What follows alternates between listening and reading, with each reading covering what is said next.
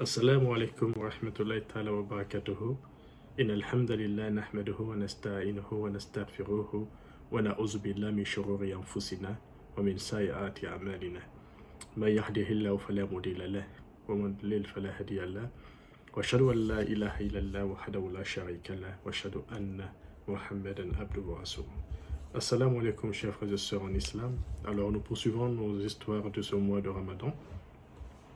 C'est l'histoire, chers frères et sœurs, du roi de Noas et des gens de la fosse. Un récit qui s'est déroulé au 5e siècle, c'est-à-dire 2 siècles avant l'avènement de l'islam. Sous un soleil ardent, en un jour torride, la ville de Sanaa gisait inerte. Et dans les ruelles de Sanaa, cette ville, la sécheresse, la température et le calme régnaient en maître, au point qu'on croyait, n'est-ce pas, que la ville était abandonnée. Puisque les gens, n'est-ce pas, étaient dans leur maison, se protégeant du soleil. Et c'est en ce moment-là que, chers frères et sœurs, un chevalier apparut, voilà, dans la ville, et traversa la ville à tire d'aile, jusqu'à ce qu'il s'arrêta, n'est-ce pas, devant le palais du roi de Noas. Ensuite, il demanda aux soldats qui étaient arrêtés, n'est-ce pas, de lui donner la permission de rentrer afin qu'il puisse voir le roi. Le soldat lui demande, mais pourquoi est-ce que tu veux voir le roi? Et l'homme lui répond, je suis porteur d'un message très inquiétant, très important. Et alors le soldat lui dit, le roi aimerait vraiment rencontrer quelqu'un comme toi, au regard, n'est-ce pas, de son combat à faire régner la religion de l'époque, le judaïsme. Et bien qu'il ait vraiment fait des efforts pour que le judaïsme se répande dans Sanaa, dans le Yémen, il veut encore conquérir d'autres villes afin d'imposer la religion aux autres. Alors toi, tu es une personne importante et le roi sera heureux de te voir. Attends un moment jusqu'à ce qu'il sorte, puisque le roi est encore dans son palais. Alors l'homme, n'est-ce pas, se plaça dans un coin du palais dans l'expectative de la sortie du roi. Et quand le roi, n'est-ce pas, apparut, aussitôt le soldat se précipita pour aller vers lui et lui annoncer la présence de cet inconnu. Alors le roi accepta, n'est-ce pas, de le rencontrer. Et l'inconnu dit au roi, il dit, ô roi, que Dieu te bénisse, qu'il fasse que ton pouvoir soit permanent, qu'il bénisse ceux-là qui t'aident afin que la religion, notre religion, se répande. Voilà, dans d'autres villes. Mais roi, je suis porteur d'un message. Il y a vraiment une fitna. Lui considère ça comme une fitna. Car il y a une nouvelle religion qui est apparue, le christianisme. Et elle a beaucoup d'adhérents. Et je suis de Najran. Beaucoup de gens ont accepté la religion, le christianisme. Et beaucoup de païens se sont convertis. Ah, le roi directement demande à l'homme, ça c'est inquiétant. Raconte-moi, tu me fais peur là. Ce que tu racontes est vraiment important et inquiétant. Alors l'homme lui dit, il poursuit, il dit, en vérité, il y a, n'est-ce pas, une esplanade à Najran où on vend les esclaves. Et il y a 2 esclaves qui sont venus, n'est-ce pas, dans la ville. Il y a un qui est, n'est-ce pas, romain, et l'autre est arabe, il s'appelle Sali. Et le romain, n'est-ce pas, a été acheté par un païen qui lui voue son culte à la date. Hein, les dates qu'on mange là. Alors il a trouvé en lui une personne franchement très combative, une personne forte. Voilà, il dégageait, n'est-ce pas, des qualités exceptionnelles.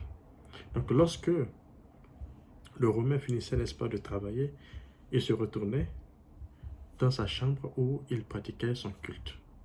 Alors un jour, le païen, qui ne savait pas que ce chrétien, n'est-ce pas, pratiquait le christianisme, fit irruption, n'est-ce pas, dans sa chambre, et il observa, n'est-ce pas, la lumière. Alors qu'il n'y avait pas de lampe, il n'y avait pas, n'est-ce pas, comment on appelle cela, de lampe, au fait. Donc, il était surpris. Il lui demande, mais comment se fait-il que tu puisses prier? Il y a la lumière, mais il n'y a pas de lampe allumée. À l'époque, c'était, n'est-ce pas, comment on appelle ça? Les lampes là, à huile, voilà, les lampes à huile. Ensuite, l'homme lui dit, je suis chrétien. Et je veux dire ici que le culte auquel tu t'adonnes ne saurait te nuire ni te profiter. Le polythéisme. Et si tu veux, je peux prier Dieu afin que Dieu dessèche plutôt ton palmier. Et le maître lui dit, ah bon, tu peux faire ça? Il dit, bien sûr, si Dieu le veut.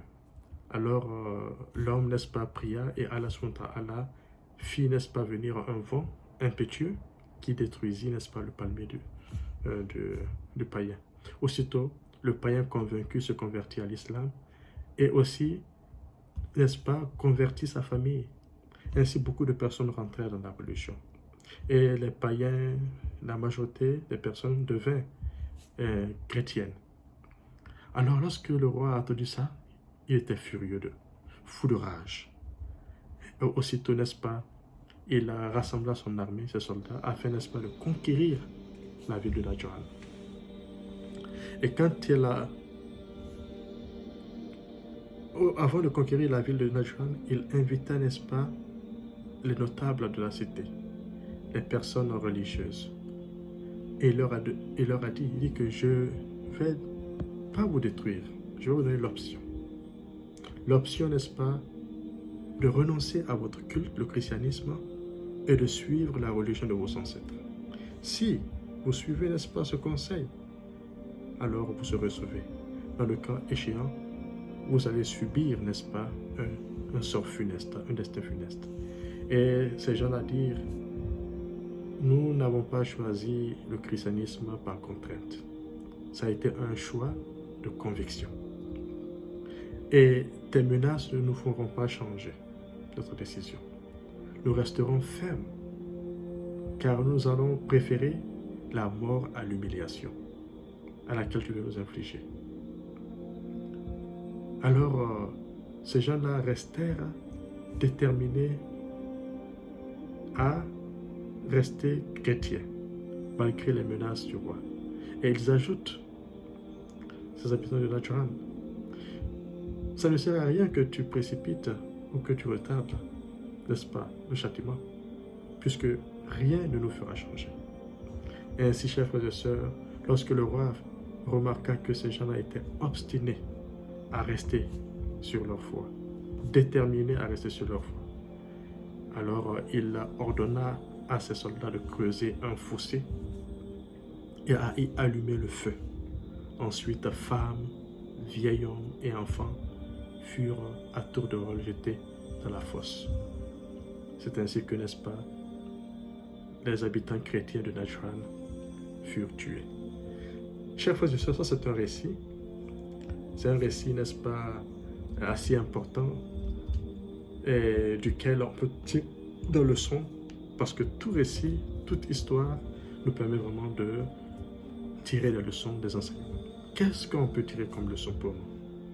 C'est de savoir, chers frères et sœurs, que la pratique de la religion n'est pas facile. Et le prophète, paix sur lui, a dit à juste titre qu'à la fin du monde, pratiquer sa religion sera semblable à, n'est-ce pas, tenir dans sa main une braise.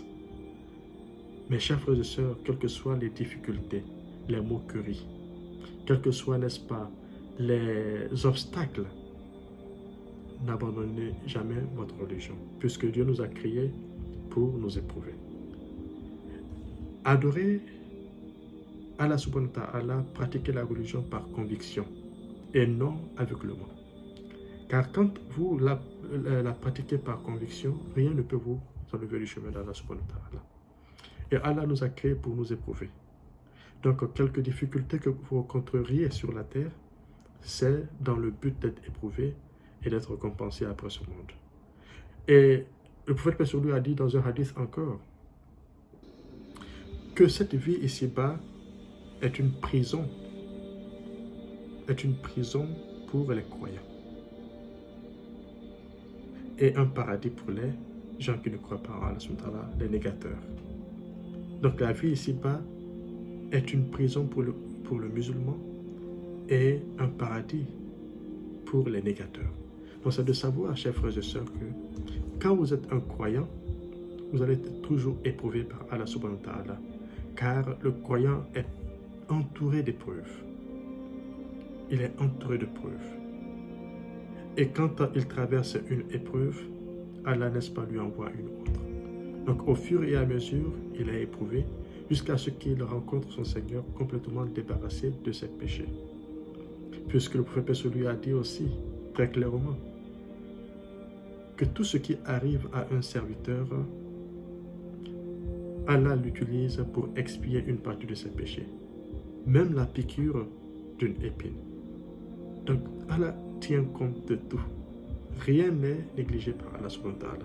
Donc cette histoire des gens de la fosse, ces chrétiens de Najran qui ont été tués, ou si vous voulez, qui furent tués par le roi là, sont des martyrs. Des gens qui, à leur époque, puisque à l'époque, le christianisme était la dernière religion, comme notre religion est la dernière aussi en ce moment, puisqu'il n'y aura pas de religion après l'islam. Donc ces gens-là sont considérés par Allah subhanahu wa ta'ala comme des croyants, comme des gens qui n'ont pas dévié du chemin droit. Ils sont restés fermes. Voilà. Donc ce n'est pas aussi dire, je n'encourage pas les gens, n'est-ce pas, à se faire tuer, vaille que vaille. Il faut se préserver naturellement. Mais ce conseil, c'est tout simplement pour vous dire que quand on est croyant, quand on est musulman, on aura toujours de l'adversité. On aura toujours des gens contre nous. On aura toujours des moqueurs au sein de nos familles, parmi nos proches, ainsi de suite. Et tant que vous n'êtes pas ferme, le diable utilisera toujours les subterfuges, les traquenards, afin de vous ramener, n'est-ce pas, sur le chemin de l'égarement. Donc refusez, soyez ferme, pratiquez votre religion et attendez d'Allah subhanahu wa ta'ala votre récompense. Donc ça c'est l'histoire d'aujourd'hui. On se dit à la prochaine. Assalamu alaikum wa rahmatullahi ta'ala wa barakatuh.